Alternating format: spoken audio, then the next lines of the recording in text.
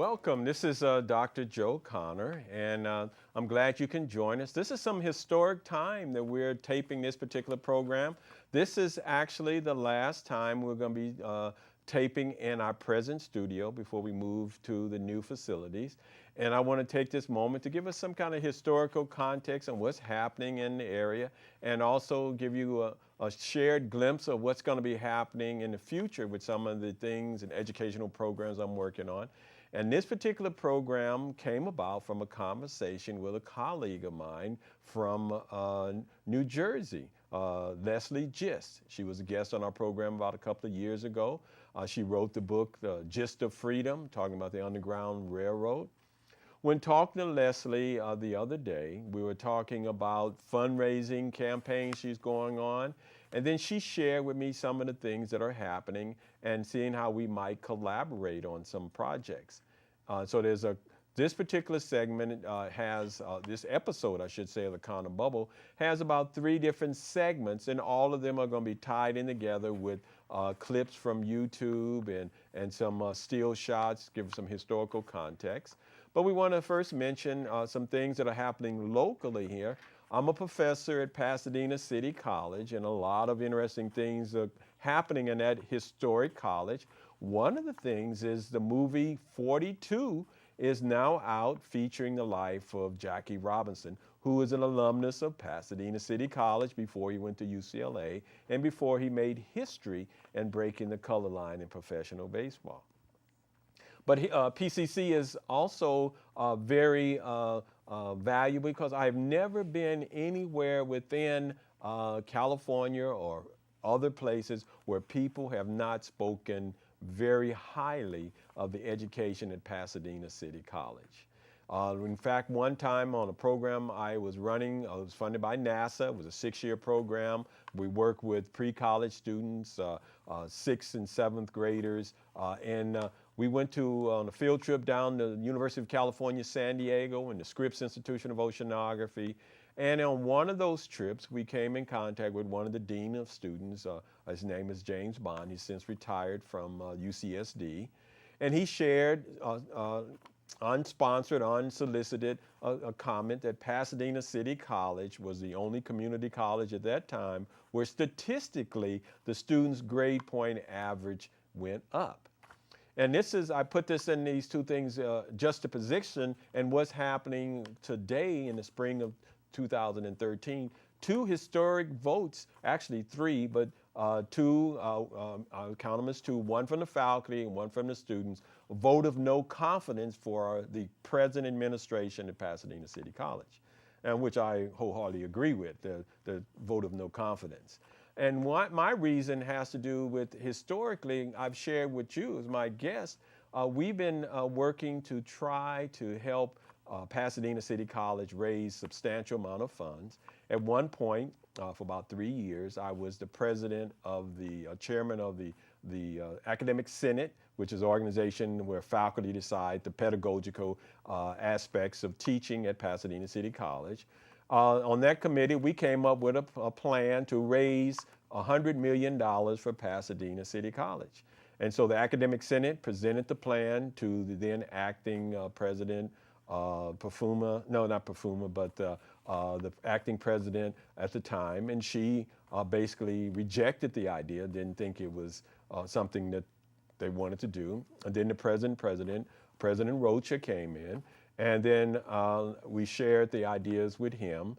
And he said, if you give me a list of people who can donate $100,000, and he'll get on it immediately. So I gave him a list of people, about 200 people, who are committed to donating $1 million or more to their community.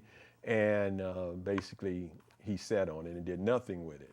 So that's my concern, is that why we need to better deal with the financial issues that the campus has. It's not that there's no money out there. We just are dealing with a structure where, uniquely so, where we're not going out talking to people who want to donate money to education, but not really doing the asking of these people. The Bible says you have not because you ask not.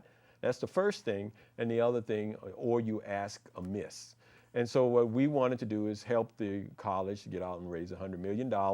And for 3 years, we gave it to 2 different administrations, and all of them sat on it.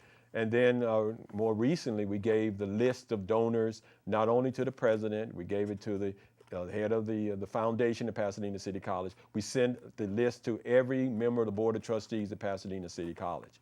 So they have a list of people who want to donate monies to the campus.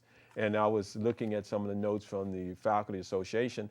Our current president is going to be one of the highest paid, or not the highest paid president in the area, the college president, which is kind of strange considering that we're not raising the serious money. Even with Proposition 30 being passed, we are doing quite well financially, but we're doing some backtracking in terms of the number of students in the class, and you'll hear more about it, the calendar issues that are raised and stuff like that. But in the context we're talking about today, I want to, so in historical context, it takes cooperation. People with vision and people with the financial means to support education. And that's what the connection yesterday, which was April the 22nd, 2013, Ms. Gist shared with me about a movie. And we're going to be showing you little clips of this movie. And what I want to do is, once the engineers are ready, I want us to show the first clip of 3 gentlemen that I want to start off our historical context to be talking about some issues that will encourage you and not be discouraged about the possibilities of helping schools raise the funds that they need. As the engineers are queuing up that picture, we noticed that we have 3 gentlemen. The one in the center, of course, is Frederick Douglass. And then this is going into some of the video clips, or some of the aspects of it. These are different aspects of some of the programs that Leslie Gist is working on, showing the historical context that she's been working on, showing how the African American community has been engaged. That is George Washington Carver right there, and there's Paul Robeson showing you some information about the emancipation of African Americans from slavery. And then what we want to do is to talk about those things in historical context. The first one was the 3 gentlemen. The one in the center was Frederick Douglass, former slave, statesman, advisor to presidents, and the other 2 gentlemen representing the elected officials doing Reconstruction after the Civil War, in terms of how they had the right to vote. We, I should say, had the right to vote and elected many elected officials in the South. And then, so this is sort of the historical context we want to bring us up into today. We need funds, and in that time period, more so than ever, the slaves and former slaves really need a lot of support. And so the film that we're going to say in a few minutes, show you a little clips of, I'm going to read you a little excerpt so you will get the historical context of the film. And Leslie wants my help to try to bring the film to the West Coast. It's being shown on the East Coast, and we want to bring it to the West Coast and let you see it as well. But it says, the film is called The Contradictions of the Fair Hope, and it's going to be directed by Apta Murkison. She's an actress. You've seen her on Law and Order. Then also co-directed by Rockwell Macklef. It's a documentary. It's going to be premiered at the Pan-African Film Festival of the month of April. It's going to be narrated by Whoopi Goldberg. And the documentary examines the history of the Fair Hope Benevolent Society established in rural Alabama. Prior to slavery, the emancipation of the slaves, it was an effort to aid African American communities. The annual foot washing event raised funds for the descendants of the initial founders of the Free Hope, the society. The documentary examines contradictions between the original purpose and the moral ambiguousness of current events surrounding this particular event. So you can look at that. So here's a little bit of more historical discussion. July 1865, over 4 million slaves have been freed. Forced to roam the antebellum countryside, many of them are ill-prepared and unable to cope with the realities of newfound freedom. This documentary examines a little-known aspect of American history, when newly freed slaves throughout the South formed benevolent societies to respond to the abject hunger, illness, and fear of pauper's grave. The documentary sets the stage in rural Alabama prior to emancipation and traces the development, strategies, contributions, and gradual loss of tradition of one of the last remaining African American benevolent societies, known as the Free Hope Benevolent Society in Uniontown, Alabama. Through gripping human stories of some of the last surviving society members and interviews with historians, the local residents, the film provides an unprecedented look at the complex and moral ambiguous world of the Fairhope juxtaposition against the worldly pleasures of what has become known as the annual foot wash celebration. So take a look at this little clip, and then we'll get an idea. We'll come back and talk some more about what can be done to help our communities raise the funds that they need. So if they will show the clip, then we can be able to go on from there. It's only about 3 minutes or so. What do you think is going on in the woods? Well, I figured they were down there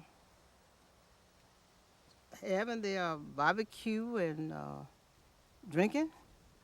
When this thing started out, it was a spiritual thing. People came, had church, and enjoyed, sing, and have a good time. And now, you name it, they are doing it. It started out as a religious thing, but it exploded into something else. The frolic in the woods.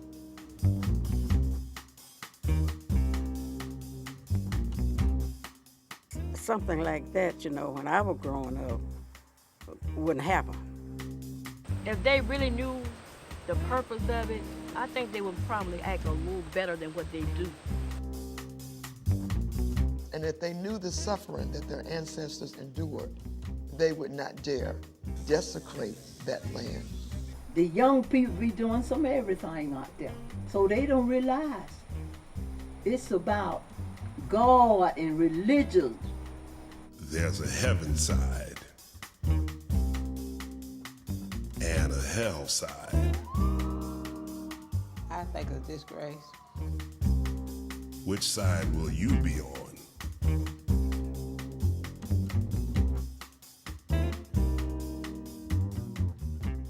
Look like they're about to let the hell part take the heaven part.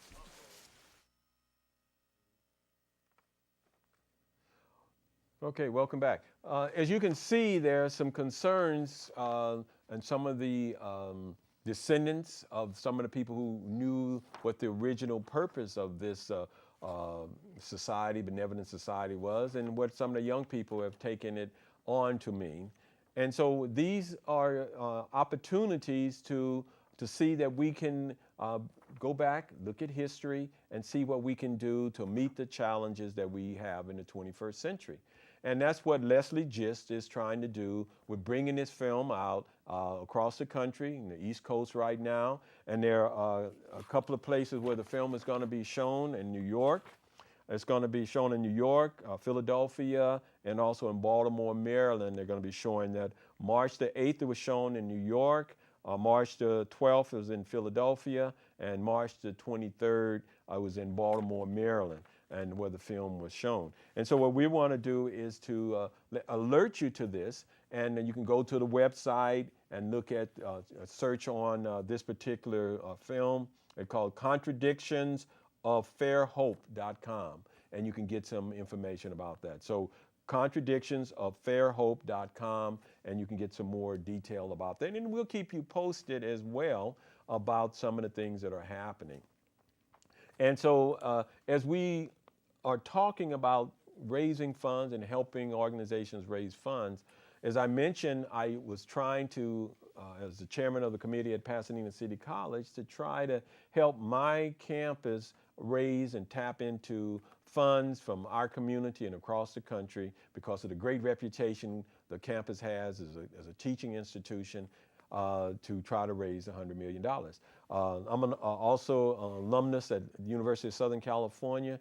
The current president, when he was inaugurated, within 5 minutes of his inauguration, into the presidency at USC, he got 2 donations, each one for $50 million. And that's part of the reason I thought that the $100 million number was doable. If the president at USC could get it in 5 minutes, surely the Pasadena City College could do the same. And so that was my vision for that, and also shared by the committee members that served with me on the Academic Senate fundraising committee. I since resigned from that committee because it was nothing happening. No one really was serious about raising the kind of monies that we need and could raise at a premier institution like Pasadena City College. That is at the present time as we speak. So what I did was I decided, let me see if it's me or is it just that there's not any interest in money in colleges, because I got tired of hearing people whine about lack of money. So what I decided to do is get a list of the top 100 colleges that grant AA degrees to minority students, and then to see if those presidents and directors of their foundation might be interested in some help raising money. So I contacted cold turkey, just called people on the phone and said, basically, this is Dr. Connor. I would like to speak with your president or the director of your foundation and see if you would like help raising $1 million or more for your campus. And some said, no, we're not interested. Sounds too good to be true. Others, 30 or more colleges, said, sure, we'd like to at least hear about it. And so I told them there's no cost. My company just donated the list to them if there were a requirement. One, you must contact the people on the list that we give you within 5 business days. And then that could have been as simple as sending them a postcard, inviting them to the campus. That was basically the only requirement. Any other than that, there was no need to contact me again. And they told me 5 cities that they wanted. I gave them a list of donors from 5 cities of their choice. And then if they didn't have people who could donate $100,000 or more, then I would come up with another city close to those that they picked, and then give them a list from that. So what happened? Within 2.5 months, on the summer of 2012, I was able to provide at no cost to those 30 plus colleges in 15 states a list of people who wanted to contribute more than $7 billion. And they want to give to their community. Found some people, one person in California who can personally donate $1.8 billion. Found a couple in New York City that can donate $1.1 billion, and they want to donate this to education. So what I'm telling you as the audience, don't get suckered into paying more taxes for education unless the president of those colleges that are asking you to raise the money have done and demonstrated that they have talked to willing donors. And they have to justify that before asking you as the taxpayer to come up with any more money. They should be seeing what have they done in their foundations to go and raise the money. And so those 15 colleges, or I should say 15 states, then we are staying in contact with them for other projects. And one of the other projects is to put together what we call an ocean consortium to help colleges create a way to use GIS, GPS technology to help young people become more aware of a technology, GIS, that is going to be revolutionizing the way to handle data collected about the deep ocean. The deep ocean floor, we've only mapped 3% of the ocean floor anywhere near like we do on the streets here. So that's 97% of the ocean floor that hasn't really been mapped at all. What that means is it's a golden opportunity for children to be a part of something new. And we wanted to help colleges around the country. So we are looking, and we will be starting 10 of these consortiums around the country and help them start off with $10 million is our goal for each of these consortium. And we've sent letters to 15 governors from those 15 states we mentioned, and also to every senator, federal senator, and telling them what we are planning on doing and looking to see if they knew any institutions and that wanted our help. So we'll be following up with those senators in the next couple of weeks or so to see if there's anyone they would like us to talk to see about that. In the meantime, We've contracted with a district, a school district, not a school, but a whole school district, K to 12, to work with them to be able to do some interesting things with, and set up 2 institutions within that district, one dealing with NASA and then one dealing with innovative technology. And so we're going to be keeping you posted about that. And we'll be making a press release to let you know about the So we're getting ready to show the next video, which will be showing you some information a little bit more about some of the visionaries of the history and also some of the ways that partnering with donors. And this is why I wanted to make the context of the donor, because this is something that is nothing new, but it's something that has a rich history. We're going to see a video with Booker T. Washington, not a video, but a clip with Booker T. Washington's picture, and also Julius Rosenwald. And we'll talk more about these gentlemen once we look at the next one. To the audience, but I first wanted to ask, why this film? Why, what, open it up to the audience, but I first wanted to ask, why this film? Why, what drew you to it? What made you want to bring this story and subject to life for us? So if you can just sort of talk about that. Raquel brought the story to me. Well, you know, it really started initially. I'll talk about the beginning and then you can finish it up. So it started with a conversation that I was having with my grandmother. And my grandmother, who's now 99, she lives in Alabama alone on a farm. With 25 head of cattle. Right. And she, one day, you know, she was talking with me about her great-great-grandmother. And the 2 photographs that you saw were photographs of my great-great-grandmother, who was born a slave in Virginia and brought to Alabama to live on a cotton plantation. And my grandmother was always real curious about history, and she would always talk to my great-grandmother about, you know, what was it like to be a slave? How did it feel to be sold into slavery with your mother? Tell me about emancipation. And that was interesting to me, but one of the most interesting parts of their conversation was about the role that benevolent societies played in the lives of newly freed slaves. And I was just fascinated by it because, you know, in this country, we have a working knowledge of slavery and emancipation, but then as far as African American history is concerned, we fast forward to the 1960s. And a lot happened between emancipation and the 1960s that transformed African American culture. And one of the most important aspects of that transformation was the proliferation of benevolent societies. So Ipetha and I really wanted to preserve and document that forgotten aspect of American history. So then that's some background. Then I'll tell you how Ipetha, what happened that made her want to bring the story to life. We knew we had this production company. We thought we would be doing narrative film. And when he came back from this particular visit with his grandmother, he started telling me about the foot wash and the Benevolent Society. And he said, I think we have our first project. And I was like, all right, here, just take some cameras back and take some pictures, because I've never heard of Benevolent Societies. And foot wash, isn't that something, washing the feet? And he said, no, it's different. I said, well, go down there and take some pictures and come back. And he came back, and you see, Raquel has like, his arm span is like wide. So he comes back with one photograph that particularly interested me. It was Raquel with this big smile on his face, arms akimbo, in front of 6 naked women with the biggest asses I've ever seen. It's true.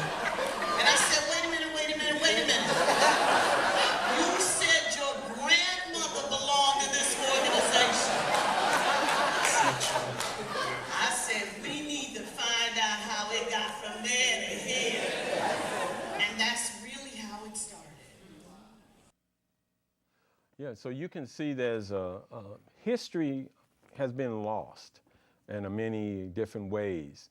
And that some of the problems that we face today are because of lack of history, complete history. So that's why the title of History Continuing. And this is what we want to show, that we have another segment, a photograph of Booker T. Washington and also of Julius Roseman. This is Booker T. Washington, and the other photograph is of Julius Rosenwald. Booker T. Washington you probably heard of, but Mr. Rosenwald, which you see right there, you probably never heard of. He is the one who founded the Rosenwald schools, over 5,000 schools throughout 15 states in the South, funded education. It was just phenomenal. He was president, CEO of Sears, and that he put out a lot of money and had given away during that time period before 1930s, over $60 million he gave away personally to help fund various philanthropies and build schools throughout the 15 states in the South. And then we're going to be providing Ms. Gist with a list of donors from those, some 8 of those 15 states of the colleges that we helped in the last year, and give her a list of potential donors to help her on her projects. And so we're going to be doing and keep you posted. So we wanted to bring to your attention, this is just scratching the surface, and we want you to be aware of this, and we want to let you know early on, as regular viewers of the Connor Bubble, we're getting ready to move on in a big way in 2013 to be able to provide some financial help to worthy causes, and also to be able to help improve education and locally and nationally. And we want to say we do appreciate you continually supporting this station and all of the excellent programs we have on the station, and just continue to support your family and your community, and you have a fantastic day. We just love you being our audience on the Connor Bubble. Thank you for watching.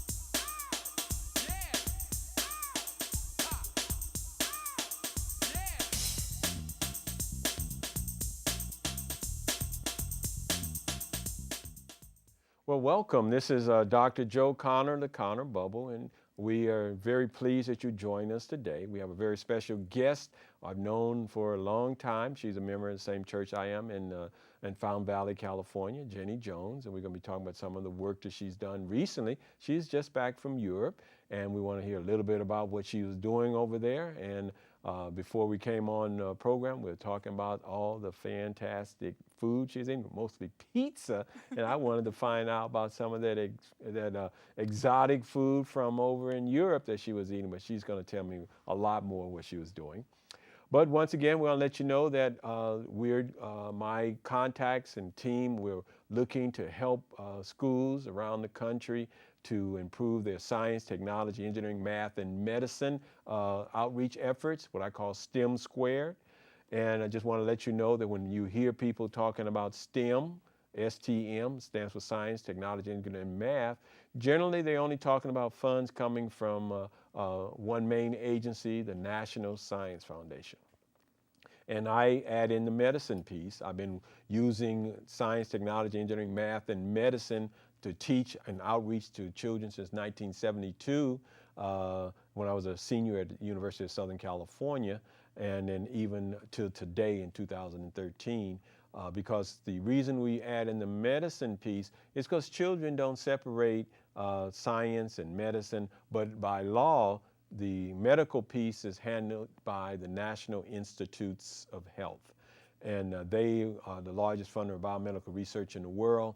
And when you put them together, I have this little ink pen as a prop. If you look at the little clip here, that clip represents the relative amount of funds with the National Science Foundation. But if you compare the medical funding from the National Institutes of Health, it's the length of the pen. So you can see when you hear people talking about STEM, they're leaving a lot of the money on the table. And so what we want to do is to sort of bring you up to date, and you'll be hearing more about that distinction because you should be aware of that. So we're looking to do that. We have one school district we're going to be working with to help them beef up couple of their academies that they have, one dealing with NASA enterprises. We want to help them get it up and running and funding in the neighborhood of $10 million, and plus they want to start an endowment, and another one dealing with entrepreneurial innovation ideas to get students to be very creative. We're going to do that one, and that too we want to start them out with a $10 million core budget, and so that's the plan. Back in 2003, we took about 25 young people from the Pasadena, California area to Washington, D.C., Baltimore area, introduced them to various science and technology and medical pieces. We had private meetings with the National Institutes of Health and found out about their project. Now it's called Project Reporter. It's a database, an interactive database that can help schools learn about funding biomedical research. Well, the superintendent of schools at this district, he's been using some of our suggestions, and I've been working with the City of Hope that's dedicated at least 2 internships for their students, and they've been doing work on genetics and AIDS research, and it's just a phenomenal thing that they've been doing over the years. And we'll be bringing you more up to date. Once we get the press release ready, we'll make sure that you know about what's going on and announce officially this district that we're working with. With that little background, we bring us up to what we're doing now with our special guest, Miss Jenny Jones. We've known her, like I said, a number of years. We first came and worked together on a play at our church where I played Risky Rat, where I was trying to entrap this lovely young lady in a contract instead of a contract. We were trying to trick her. And so it was really a fun time. I had a great time. I did my little Risky Rat routine, and a little child in the front row started screaming. I scared him. I was so pleased in doing that. Jenny, welcome to the Connor Bubble. Thank you for coming. Thank you so much for having me, Joe. It's great to be here. Wow, you've been helping children since as long as I've been born. Yeah. So you're just a young thing. What can I say? Yeah, we worked with about 2,000 kids in that year, 1972. We had activities going from San Diego to San Francisco. That's incredible. And so it was fun. We had a good time. We ate a lot of pizza too. And so tell us a little bit about your journey, what you've been doing, and tell me about the missionary work you've been doing in Europe and Bulgaria. Well, it's interesting that you say that, we did the Risky Rat and Charity Church Mouse, because back then I was just going to college and I was considering going on a missions trip way back when I was about 17, 18, probably right about 18, almost 19. And my life took a lot of different turns, and that didn't happen. Right. And so I feel like, God just kind of put it on the back burner, and I had this opportunity to go. I work with a group of ladies called Elevated to Excellence, and it is founded by Christina Williams, an incredible leader and international speaker. She's also the founder, like I said, and I had the opportunity to go to Stara Zagora, Bulgaria, with her and 3 other ladies from our organization. My role in the group is the concierge. And the way I got introduced to what this... does that actually mean? That means that when I was an executive concierge for a hotel, and so basically, you know, you kind of handle the logistics and you take care of the little small intricate details. When people register, but they have questions about which room their conference is in or their breakout session, or maybe just the questions that registration isn't able to answer right then because they have their registration responsibilities, they come and talk to me. And so I'm the friendly face that puts them in the right direction. And just calms them down. Exactly, exactly. Now, when you were doing your concierge activities over in Bulgaria, was there any need for that kind of, you know, relaxing demeanor while you were traveling? Well, actually, I kind of take on the concierge position everywhere I go, but my role specifically for this trip was to bring dance to the young girls of the church. We had a little gal named, we had Zari, and she was 15, and her sister Ruthie, and she was 13, and then we had Mira, and she's 17, and then one of our team members, 23, and that's Terry, and we did some choreography to Bob Fitt's song, what is that called? Above All Else. And actually, we did that in one of our shows at Living Waters. That's where I got the song from. And I choreographed to that, and they learned it for the National Women's Convention, the Foursquare Convention. In Bulgaria? Yes, the National Convention. Now, and that's where they performed. Now, when you were talking to those ladies and you're involved with this, was it difficult for you to decide, since it's your first mission trip, was it difficult to decide this is the one I'm going to go on? Well, we had 2 different options, and one of them was the Congo. And with all the unrest in the Congo, we are working with an organization that it's just not the right timing. And the Elevated to Excellence group has gone before to Bulgaria, and the ladies were just saying, come back, come back. And so the opportunity was just the right time. I wasn't sure that I should be going on the trip or not, and everything fell into place bizarrely. And at the last minute, I just felt like God was saying, will you trust me every step of the way, including getting on the airplane, not sure how I was going to pay for the tail end of the trip. But it all just worked out, and it was pretty incredible. So walk by faith, yes. not by sight. Yes. I've heard that before. Yes. Now tell me, it sounds like you were focusing on working with the young ladies. Is that correct? Yes. Is there support in the whole family for the ladies to be so focused on? Was there a challenge there in the family structure in Bulgaria for working with the ladies? The girls in particular that I worked with were on their spring break, which worked out really well. That being said, I would have had an opportunity to work with a lot more girls, but they were on their breaks and doing their sports camps and different things. But I think it was really fun. The one thing I got really good at is we were trying to do, the steps were right, left, right, and down. And the girls were getting mixed up. So I said, okay, tell me what right is, tell me what left is. So I learned diasno is right and lavo is left. So I'd say diasno, lavo, diasno, down. And so it was a lot of fun to try to pick up phrases to relate to them. You learn any other Bulgarian words I did. That you can share on camera? Anything I could share. The hardest one for me, the one I loved is that for thank you, very casual thank you, they say merci, which is also French for thank you. And then the one that I had the hardest time learning, it was blagogodoria. Blagogodoria. You have to go down on the Okay. And that's also thank you. That is a formal thank you. That's like thank you for the gift. It's like thank you for a gift of time, or thank you for a gift of a physical gift. And we did get the opportunity to give several physical gifts. And what type of gifts did you give? Well, to Face Cosmetics, I have a connection there, and they were able to donate sample-sized lip glosses that were, I'm actually wearing it right now.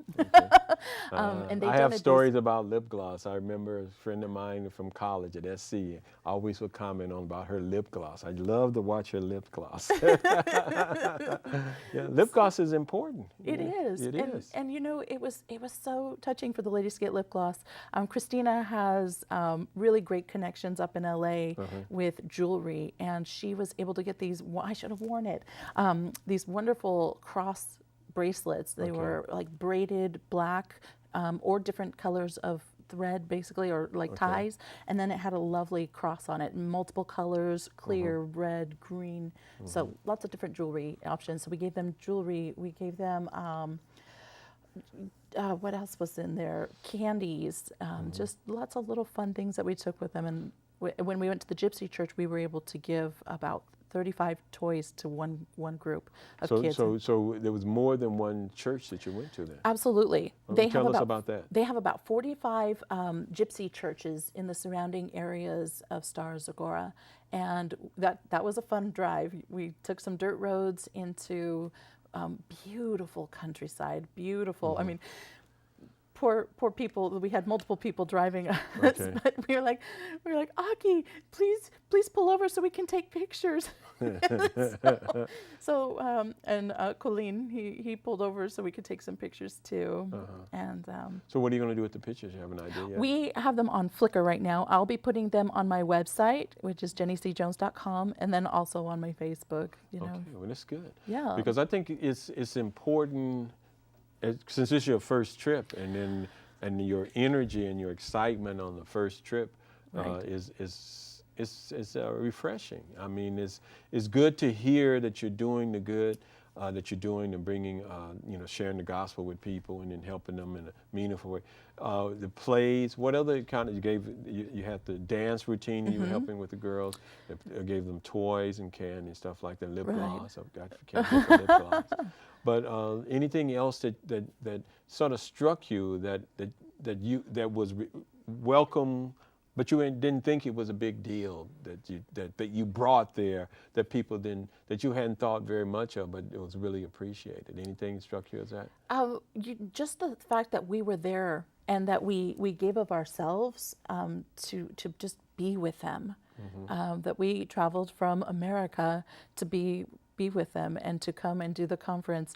I said, I went all the way across the world to do something I absolutely love. I got to help decorate the sanctuary, and we had these billowy pink and flowers. And but then I also, the thing that was so touching to me is that after the service, we thought, okay, the service is over, but the ladies came up, will you pray with us? Will you pray with us? We had translators. Sometimes we did, sometimes we didn't. And it didn't matter because they knew that you were praying for them and that you cared about them. And that was so touching. And when we went to the Gypsy Church, the Gypsy churches, we went to 3 different ones. We begged them, please, can we go to just one more? And they thought, well, wouldn't you like to rest? And we said, no, take us to a Gypsy church. And it was so amazing. Like the children, the young children with their hands lifted and tears in their eyes because it didn't matter what their circumstances were. They were able to be counted and be important in that time of fellowship and singing and worship. And so it sounds like you have been transformed a little bit. Absolutely. How are you different? You always were a person who loved the Lord, but how are you different having seen the money come together the way it did, and then the different cultures, the different ages? What have changed Jenny Jones? How are you changed, transformed in any way? Well, I feel like in the past I've carried a lot of guilt about my past or what I thought I should be doing at this point in my life and who I should be. And I realized that God can use you at any moment, at any given time. I mean, look at Mary. She was a virgin, and look at how people looked at her and judged her for, this immaculate conception, Right. and she just had to trust that God had a destiny for her. Right, And that's one of the things that we really talked about with these people, is that you have a destiny and you have a plan and a purpose, and it's important. And you may feel insignificant, but you just keep moving forward. And that's how I felt when I first was introduced to the group. Right. And I just jumped in. I basically helped put together a silent auction. I put together 10 baskets for a silent auction, and I gave them. And that time was so amazing for me to grow. And then they said, you have to come join our group. And I did. And these women just loved me where I was without judgment.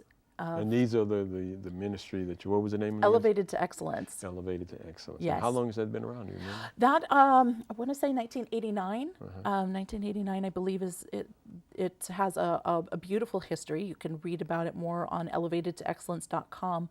But it was birthed out of Christina's personal experience, and she uses the Cinderella story because when she was young, her father died at the age of 39, and she was, I want to say, 8 to 10 years old, and that was very traumatic for her, of course. Yes. And she saw him taken away in an ambulance, and he didn't return. And within the year, there were another, I want to say, 10 men in her life that died, just in her family, and she said she was filled with fear about a lot of things, and that the Lord really was able to take that fear away from her in time.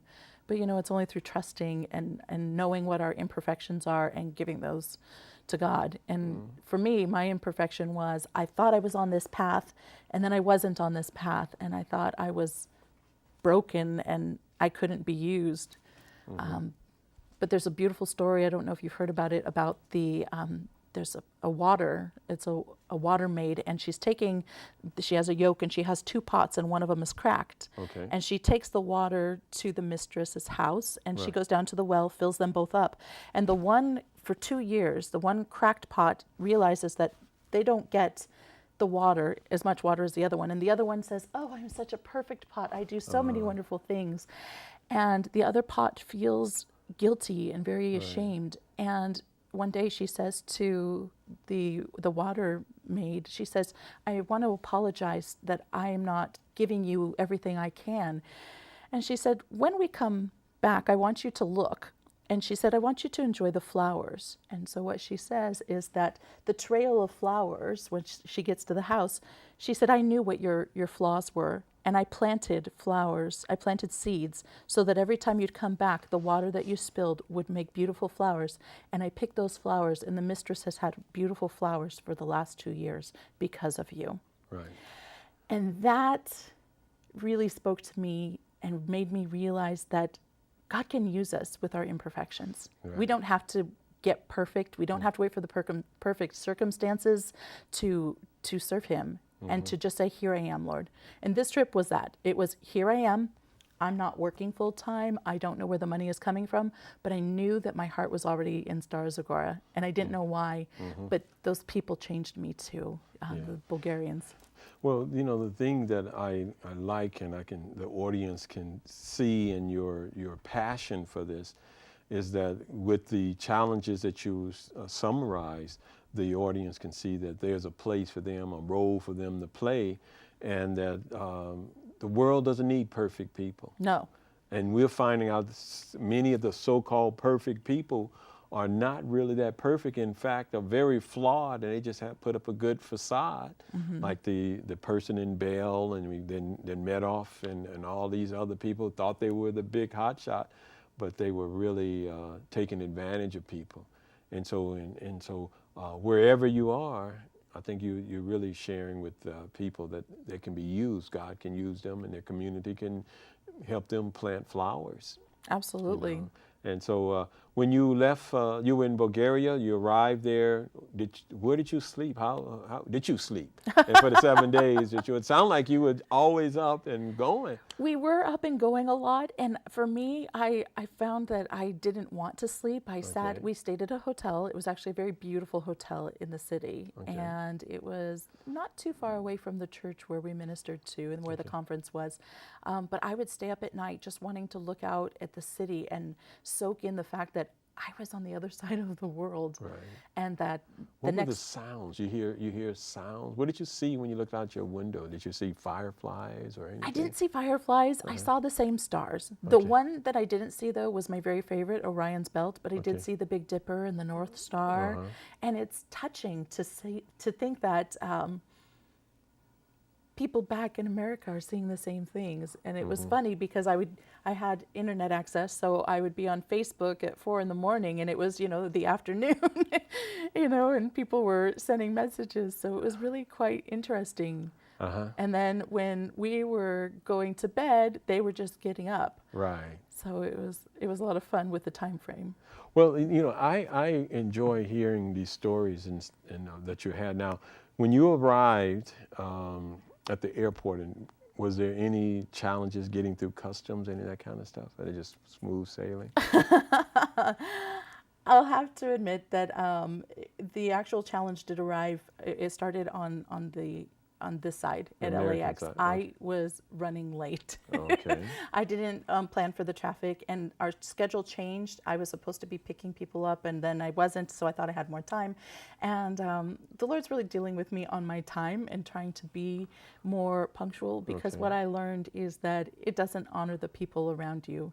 And I was changed, really, truly changed. Those who know me can say, oh, I hope so, Jenny. But well, one of the things I learned with television and doing radio programs is that it's good to have the time frame, because a lot can happen that last 10 seconds before you go on the air. Yes. And but you do have a finite time frame that you got to get it done. Right. And so it does help you to be more appreciative of the time and what you can get out of the time. It's amazing. Right. In terms of being able to be organized. So when the American side, you got there, you checked in, and I didn't get to check in. That was the problem. I got to the counter and they said, "You're too late. You can't board the plane." The gentleman said, "We gave away your ticket, or we gave away your seat." And I said, "You gave away my seat?" He goes, "Well, I didn't give away your seat." And I said, "But the airline did." And I have a very dear friend who was there and assisting me. He went and parked my car, and he came back. He said, "What can we do to get her on that plane?" And the guy says, "Well, she can get on the plane. Her luggage can't get on the plane." So I asked him, "How much time do I have to take all of the things from this suitcase and try to put them in here?" So I had to take everything from my supposed to be checked luggage and put it in my carry-on.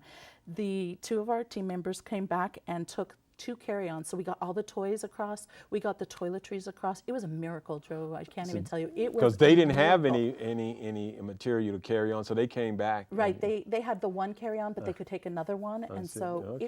it was a divine miracle through and through. And despite my flaws, God made it work, and I didn't have to board a plane the next day and go to Bulgaria. But the funny thing is, I was the only one who actually had clothes, because the girls, their luggage got left in Amsterdam. Interesting.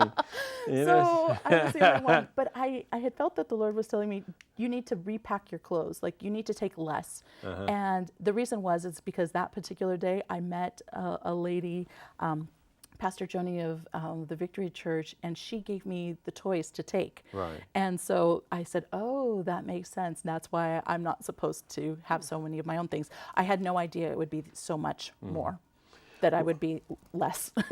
So it was exciting transitioning. It was very exciting.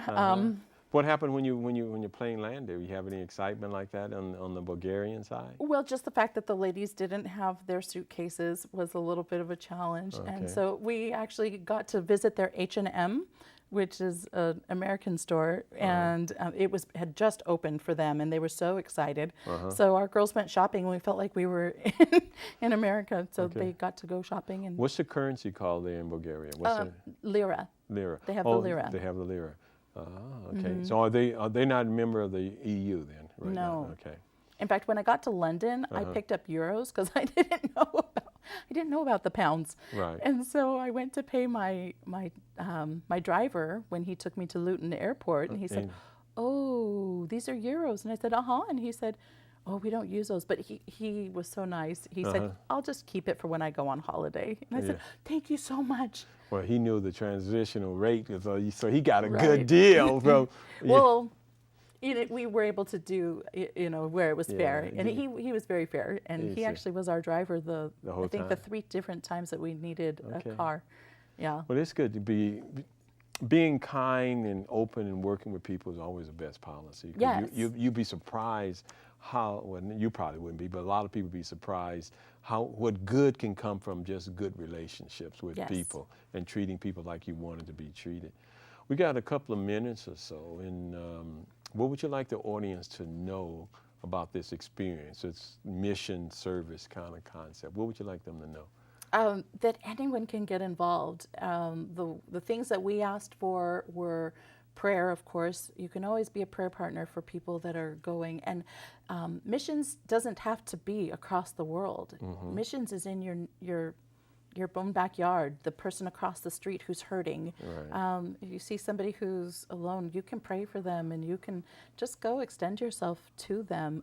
You can always support financially.